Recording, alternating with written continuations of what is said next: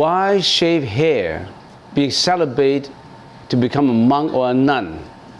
Well, there's so much behind it that you want to talk about. Shaving hair itself, getting rid of the hair, is just an appearance.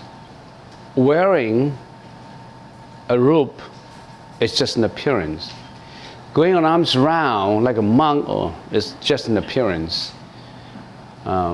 Dressing like a monk, everything is appearance. But it's not just the appearance that should attract you. What is the reason behind it? Maybe what I should do, I'll give you an example, a life example, in order to explain this question. There was a young man, Malaysian, and he went to Thai monastery, and he wanted to experience the life of a monk for just 2 weeks. He was 18 years old, a handsome teenager, probably before going to university, and he wanted to try it out, a celibate life for 2 weeks, not for the whole life. And the background of this man is something like this. His father still is a tycoon in Malaysia.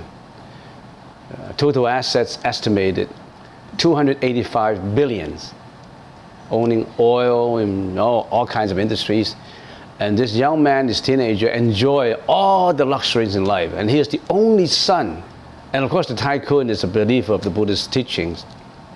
So his son, after studying high school, being interested in the Buddhist teaching, would like to go on a forest tradition of meditation into the forest, in the forest of Thailand. And after 2 weeks, he gave up all his luxuries and became a permanent monk, because he was so touched by the tradition, he was so touched by the way that a monk should be practicing. He's looking for celibacy, he's looking for saintly path, he's looking for enlightenment, he's looking for nirvana. He perceived the impermanence of the universe. He perceived the imperfection of life. He perceived the sufferings experienced by all sentient beings, and he would like to look for emancipation of these sufferings. Not just for himself, for all the other folks too, like the Buddha. And I think he's now 45 years old. He's been a monk for a long time. And in the first 18 years, he didn't go about propagating Buddhism. He went into the forest, meditating in privacy, going in arms round every morning, 1 meal per day, saying all prayers all the time, and had been studying for 18 years. He just wanted to hide in the forest and meditate and go into the saintly path. Nobody knows about it, only his father.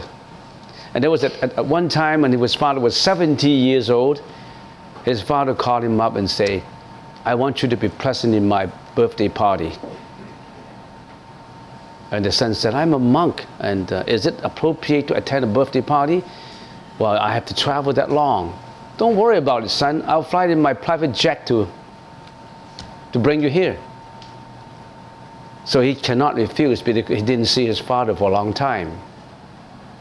So he actually fly in his father's jet home.